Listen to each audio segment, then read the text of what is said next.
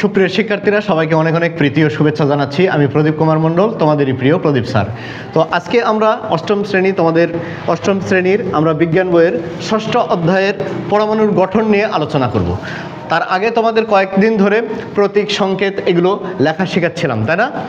এটা মোটামুটি আমরা প্র্যাকটিস করেছি অনেক দিন, তাই না? বই হাতে নাই আমাদের, পিডিএফটা আমি তোমাদেরকে কপি করে দিলাম। তো আজকে থেকে সেইগুলা যেগুলো আগে আমরা কয়েকদিন ধরে পড়লাম, সেই জিনিসগুলোর আলোকে আমরা এবার বইয়ের পড়াগুলো পড়তে থাকবো, ঠিক আছে? ষষ্ঠ অধ্যায় হচ্ছে পরমাণুর গঠন। পরমাণুর গঠন, আচ্ছা, তার মানে মৌলিক পদার্থকে ভাঙলে কি পাবো আমরা, বলো তো? ক্ষুদ্র ক্ষুদ্র কণা পাবো, তাই না? একদিন লিখে দিয়েছি মৌলের ক্ষুদ্রতম কণাকে কি বলা হয়? পরমাণু। আর যৌগের ক্ষুদ্রতম কণাকে কি বলা হয়? অণু। অণু মৌলেরও হতে পারে। তাহলে এই যে পরমাণু, এই পরমাণুকে আমরা ভাঙবো, এই পরমাণুর ভিতরে কি আছে সেইগুলো আমরা জানার চেষ্টা করব, ঠিক আছে? তাহলে এখন কথা হচ্ছে এই পরমাণুর নামকরণটা হয়েছে কখন, কোথার থেকে, কিভাবে, তাই না? এই অধ্যায়ের শুরুতে কিছু হিস্ট্রি আছে, সেগুলো আমরা জেনে নেব।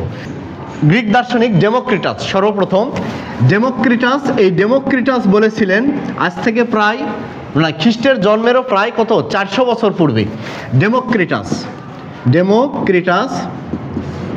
ডেমোক্রিটাস বলেছিলেন পদার্থ অবিভাজ্য কণার সমন্বয়ে গঠিত। ভাজ্য কণার সমন্বয়ে গঠিত, বুঝে গেছে? অবিভাজ্য কণার সমন্বয়ে গঠিত, ঠিক আছে?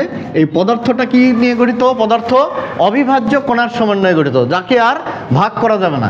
তো এই অবিভাজ্য কণাগুলোর নাম দিয়েছিলেন কি? এই ডেমোক্রিটাস নাম দিয়েছিলেন অ্যাটম, ঠিক আছে? নামকরণ করেছিলেন অ্যাটম। তাহলে এই অ্যাটম শব্দটা আসছে হচ্ছে গ্রিক ভাষার অ্যাটোমাস শব্দ থেকে, ঠিক আছে? এই অ্যাটোমাস অর্থ হচ্ছে অবিভাজ্য, ভাগ করা যায় না, ঠিক আছে? এ অর্থ না, টমাস অর্থ ভাগ করা, যে ভাগ করা যায় না সেইগুলোকে বলা হচ্ছে অ্যাটম। এই জন্যে গ্রিক পণ্ডিত, ওই দার্শনিক ডেমোক্রিটাস বলেছিলেন পদার্থ অবিভাজ্য কণার সমন্বয়ে গঠিত। এই অবিভাজ্য কণাগুলোকেই তিনি বলেছিলেন অ্যাটম, ঠিক আছে? কে বলেছিলেন? ডেমোক্রিটাস বলেছিলেন। এই যে ডেমোক্রিটাস, তার পরবর্তীতে অ্যারিস্টটল নামে একজন দার্শনিক, তিনি বললেন কি, যে না, পদার্থ অবিভাজ্য নয়, যত ইচ্ছা ভাগ করতে থাকাই যাবে, মানে ভাগ করতেই থাকতে পারবা তুমি, ঠিক আছে? অবিভাজ্য নয়, যত ইচ্ছা সারা জীবন ভাগ করতে পারবা। তাহলে তখনকার দিনে এই অ্যারিস্টটলের একজন দিগ্বিজয়ী একটা যোদ্ধা ছাত্র ছিল, ঠিক আছে? তার নাম হচ্ছে আলেকজান্ডার। ওই যে আগে টিভিতে সিরিয়াল হতো আলেকজান্ডার দ্য গ্রেট।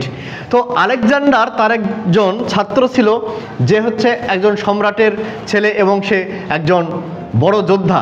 একে দেখে সবাই ভয় করত। এই অ্যারিস্টটল তখন বলছিলেন যে না, পদার্থকে একটা নির্দিষ্ট সংখ্যায় ভাগ করা যাবে না, তাকে যত ইচ্ছা ভাগ করতেই থাকা যাবে। এটা অবিভাজ্য নয়, বরং বিভাজ্য, ভাগ করতেই থাকা যাবে। ফলে এই অ্যারিস্টটলের ভয়ে ডেমোক্রিটাসের এই মতবাদটা কি হয়ে যায়? চাপা পড়ে যায়। কেন? এর মতের যে বিরোধিতা করবে তার ছাত্র মাথাটা কি করবে? তার ঘাড় থেকে নামিয়ে দিবে, ঠিক আছে? এই ভয়ে অ্যারিস্টটলের মতের বিরুদ্ধে কেউ তখন কার দিনে যেতে সাহস পাননি, ঠিক আছে? তো যাই হোক, এই ডেমোক্রিটাসের পরকে বাধা দিলেন বলতো? ডেমোক্রিটাস শুরু করেছেন, তারপরে কে? এই অ্যারিস্টটল মতবাদের কারণে সেটা চাপা পড়ে যায়। তার পরবর্তীতে জন ডাল্টন 1803 সালে, কত সালে? 1803 সালে জন ডাল্টন নামে একজন পণ্ডিত ব্যক্তি, রসায়নবিদ, তিনি বললেন, কে বলতো? ডাল্টন। এই ডাল্টন বললেন যে না, ডেমোক্রিটাস যেটা বলছিলেন সেই কথা ঠিকই আছে, পদার্থকে সবসময় ভাগ করতেই থাকা যাবে এমনটা নয়, একটা নির্দিষ্ট সময় পর আর পদার্থকে ভাগ করা যায় না, মানে পদার্থ অবিভাজ্য। ফলে এই অ্যারিস্টটলের কথাটা তখন আর টিকলো না। হ্যাঁ, ডাল্টন তখন এটাকে আবার দেখলেন যে না, ডেমোক্রিটাস যেটা বলছেন সেটা মোটামুটি ঠিকই আছে। তখন এই ডাল্টনের কথাগুলোকেই ডাল্টনের পরমাণুবাদ বলা হয়। তিনি পরমাণু সম্পর্কে খানিকগুলো কথাবার্তা বলে গেছেন, ওইটাকে আমরা করি ডাল্টনের পরমাণুবাদ হিসাবে, ঠিক আছে? তো কে বললেন? প্রথমে ডেমোক্রিটাস শুরু করলেন, অ্যারিস্টটলের কারণে মতবাদটা চাপা পড়ে গেল, তারপরে ডাল্টন সেটাকে আবার পুনরুজ্জীবিত করলো এবং পরবর্তীতে অ্যাভোগাড্রো নামে একজন রসায়নবিদ সেটাকে কি করলেন? তার হাত ধরে রসায়নটা আরও বিস্তার লাভ করলো। মানে কি হলো বলতো? এই অ্যাভোগাড্রোর হাত ধরে তখন এই মতবাদটা, ডাল্টনের পরবর্তীতে এই মতবাদগুলো, মানে এই যে ডেমোক্রিটাস শুরু করলেন, এই মতবাদগুলো, রসায়নের গবেষণাগুলো আরও বিস্তার লাভ করতে শুরু করলো। ঠিক আছে, তাহলে ইতিহাসটা কি দেখো তো দাদা। তারা ডেমোক্রিটাস শুরু করেন, অ্যারিস্টটল চাপা দেন, ডাল্টন সেটাকে পুনরুজ্জীবিত করেন এবং অ্যাভোগাড্রোর হাত ধরে সেটা আরও বিস্তার লাভ করে। ঠিক আছে, তাহলে পরমাণুর গঠন পড়ছি আমরা। তাহলে পরমাণুটা নামকরণ হয়েছে কোথার থেকে বলতো? এই যে ডেমোক্রিটাস। ডেমোক্রিটাস বলেছিলেন কি? পদার্থ অবিভাজ্য ক্ষুদ্র ক্ষুদ্র কণার সমন্বয়ে গঠিত। ওই অবিভাজ্য কণাগুলোকে তিনি বলেছিলেন কি? অ্যাটম। ডাল্টন পরবর্তীতে ওই ডেমোক্রিটাসের অ্যাটম নামকরণ করা ওই কণাগুলোর নামকরণ করলেন পরমাণু। তিনি বলেছিলেন মৌলের পরমাণুগুলো হবে সরল পরমাণু এবং যৌগের ক্ষুদ্র ক্ষুদ্র কণাগুলো হবে যৌগিক পরমাণু। বুঝে গেছে? এই পরমাণু নামকরণ করা হচ্ছে ডাল্টনের। তো এই ডাল্টনের পরবর্তীতে পরমাণু নিয়ে আরও গবেষণা হয়েছে। তো পরমাণু নিয়ে গবেষণা করছেন, পরমাণুর গঠন সম্পর্কে ধারণা দিয়েছেন বিজ্ঞানী রাদারফোর্ড। রাদারফোর্ড আলফা কণা বিচ্ছুরণ পরীক্ষার মাধ্যমে নিশ্চিত হন যে পরমাণুর একটা কেন্দ্র আছে এবং এই কেন্দ্রটা ধনাত্মক চার্জযুক্ত। কে বলেছিলেন বলো তো? রাদারফোর্ড। নামগুলো মনে রাখবা, রাদারফোর্ড। রাদারফোর্ড, হ্যাঁ, বিজ্ঞানী রাদারফোর্ড তিনি বললেন যে পরমাণুর কেন্দ্র একটা ধনাত্মক চার্জবাহী কণা।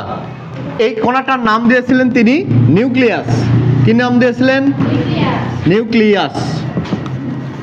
তো রাদারফোর্ড বললেন যে পরমাণুর একটা কেন্দ্র থাকবে, তার কেন্দ্রের নামটা হবে নিউক্লিয়াস। এই নিউক্লিয়াসের মধ্যে দুই ধরনের কণা থাকে, বুঝছো? দুই ধরনের কণা থাকে। এক ধরনের হচ্ছে কি? প্রোটন, আর এক ধরনের হলো নিউট্রন। প্রোটন আর নিউট্রন। তাহলে নিউক্লিয়াসের মধ্যে কে থাকে বলো তো? একটা হচ্ছে কি? প্রোটন, তাই না? প্রোটন। আর এক ধরনের কণা থাকে হচ্ছে নিউট্রন।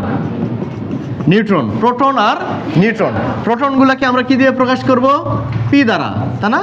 আর নিউট্রনগুলোকে প্রকাশ করব এন দ্বারা। ঠিক আছে, ছোট হাতের এন লিখি আমরা, এন দ্বারা।